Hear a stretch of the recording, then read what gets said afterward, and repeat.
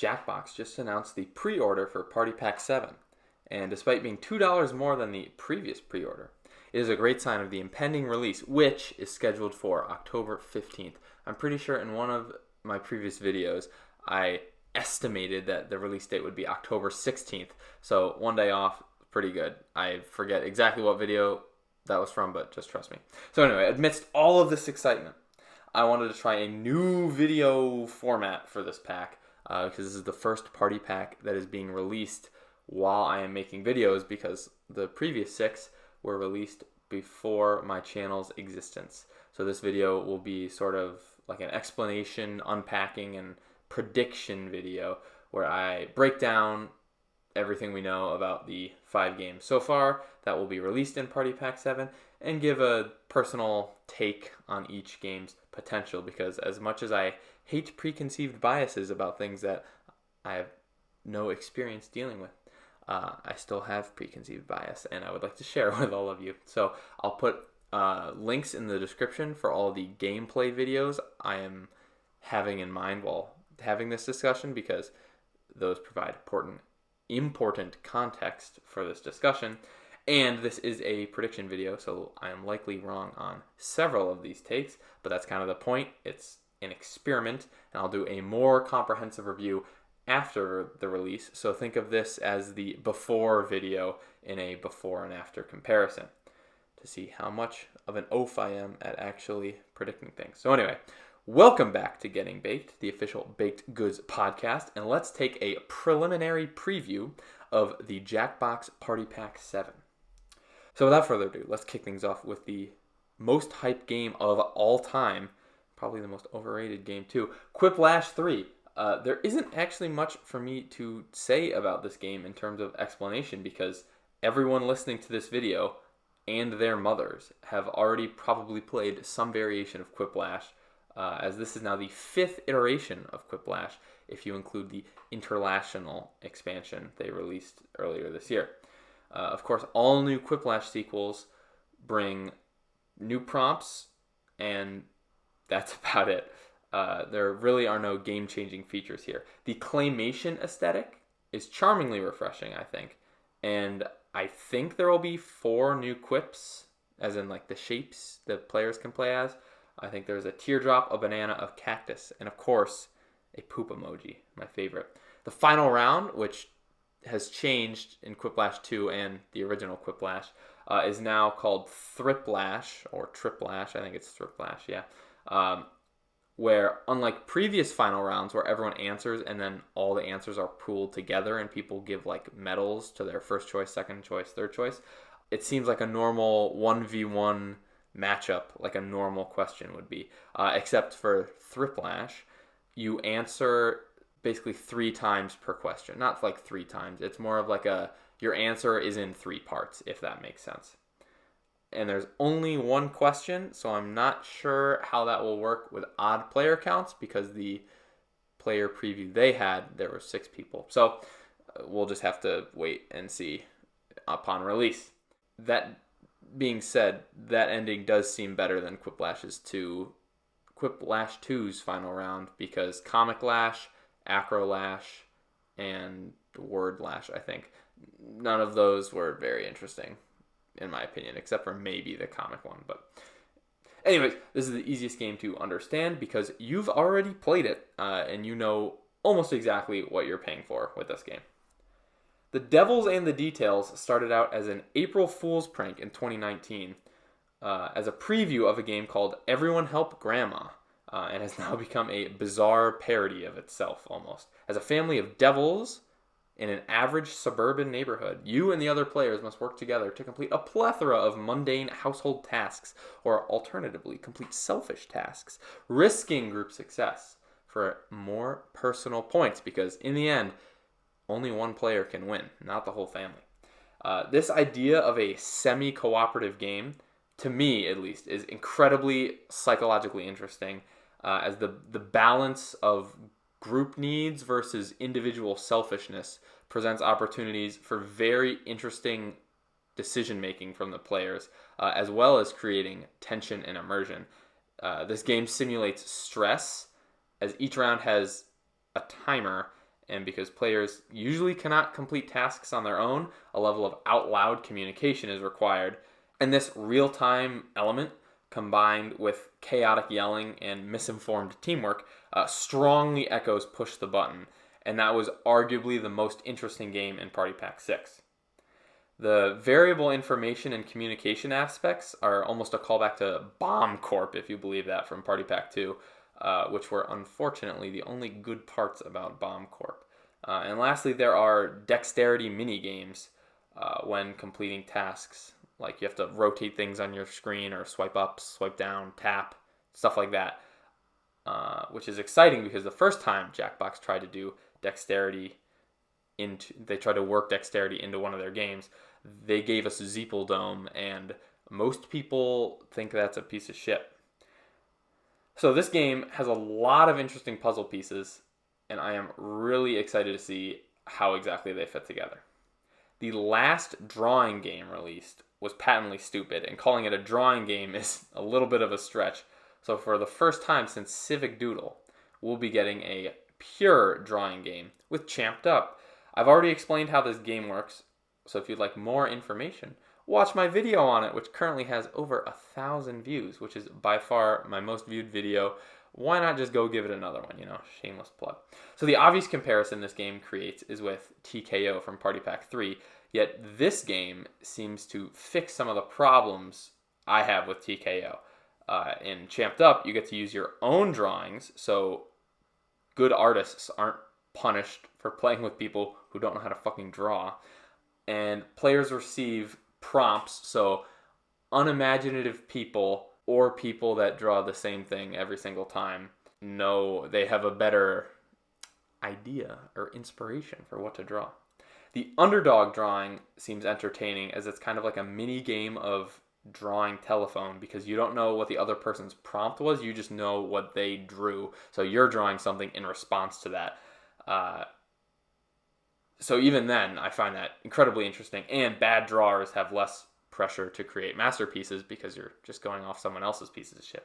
So speaking of underdogs, the matchups are not random, which is another mechanical criticism I have of the TKO gauntlet system, and how often, if your shirt shows up last, you have a pretty good chance of winning the gauntlet, which is complete bullshit.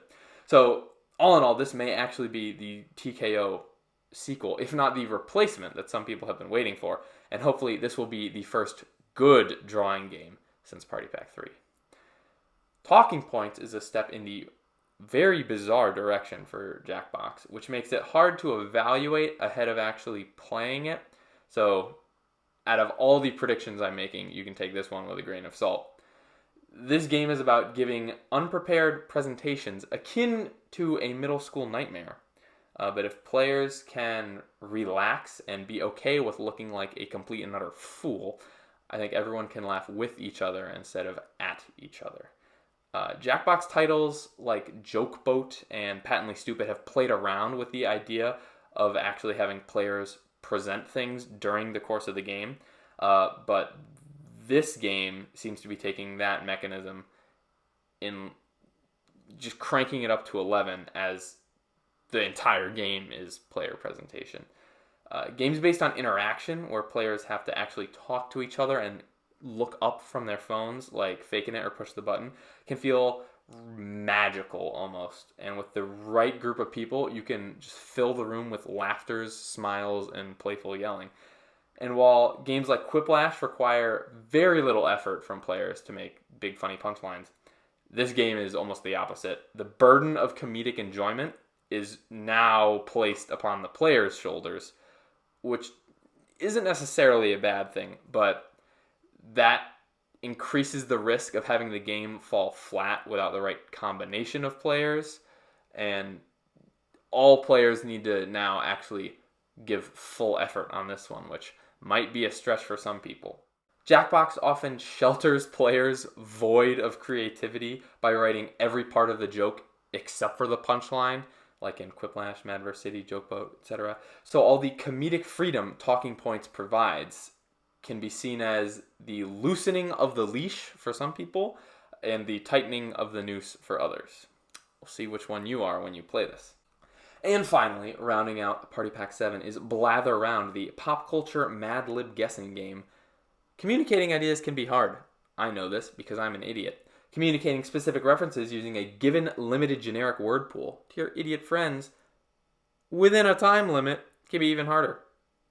The intentional hint-giving roadblocks that Blather Round implements via their Mad Libs type system puts a new spin on a familiar concept some of you have been familiar with. As an individual trying to convey a hidden idea has been played around with in previous titles Jackbox has put out, such as Drawful and Fibbage especially. But instead of bad drawings or a sea of lies, players must decipher the nonsense given to them that is somehow supposed to be the title of a great work of literature. Like, how the fuck was I supposed to tell that was Moby Dick, Brian? These guessing games are usually entertaining, given the full effort from the participants on the guessing side, and a willingness from the hinter to let the players figure out the answer solely using the confines of the game to convey information. So I have good faith that this game can put an entertaining yet frustrating twist on a tried and true Jackbox formula.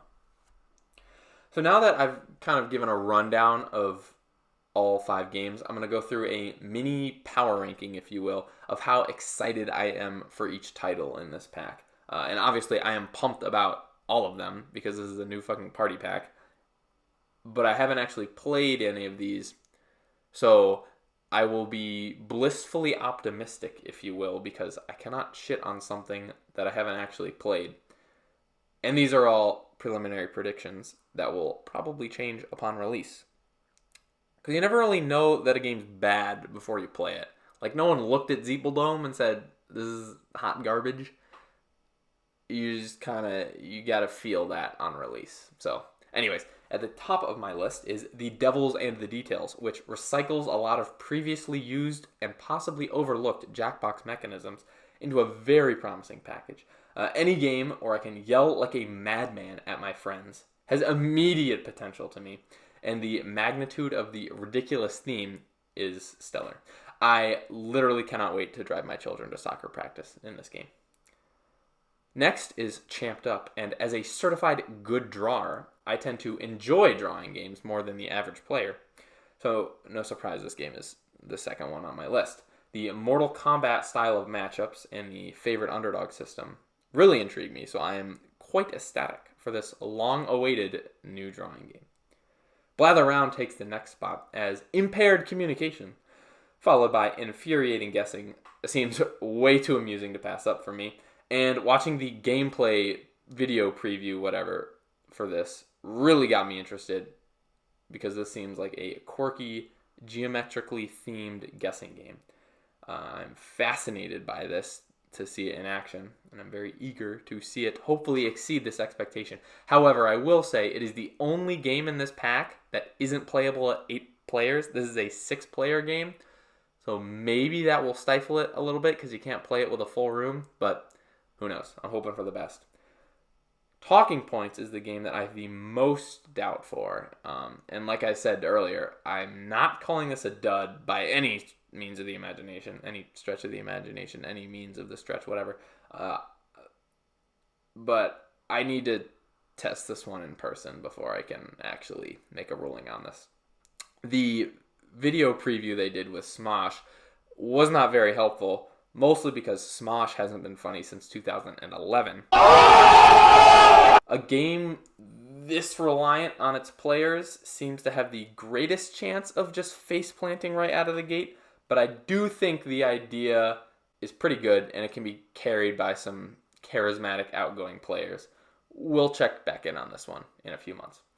And surprisingly last on this list is Quiplash 3. Now, I have no doubts about Quiplash's place on the Jackbox Mount Rushmore, but there's nothing new going on here. This is essentially identical to every other Quiplash ever been released. And yeah, I'm going to play this game and enjoy it, for sure, but it's not the big exciting new game in this pack because it's just not new. The basic vanilla Jackbox fangirl I got into a Facebook comment spar with 3 months ago is probably bouncing off the walls for this one. But I'm not. To quote it using a famous Quiplash answer from God knows who, this game is like a fart sandwich, alright? I know exactly what it's going to taste like, but I'm still going to fucking eat it. So anyway, those are my bold predictions or whatever for Party Pack 7, which is coming out October 15th. Mark your calendars, because I know I'm going to play it as soon as that shit drops. So anyway, let me know what you think in the comments. If you agree, disagree, if you want to get into a Facebook comment war with me, by all means, nothing's stopping you. Hit that like button, hit that subscribe button. I will eat an entire onion like an apple at 100 subscribers. Face reveal at 10,000 subscribers. Anyway, thank you for listening. To the 3 of you still listening, I love your faces. That's a quote from Philip DeFranco. Don't tell anyone. All right, love you guys. Peace.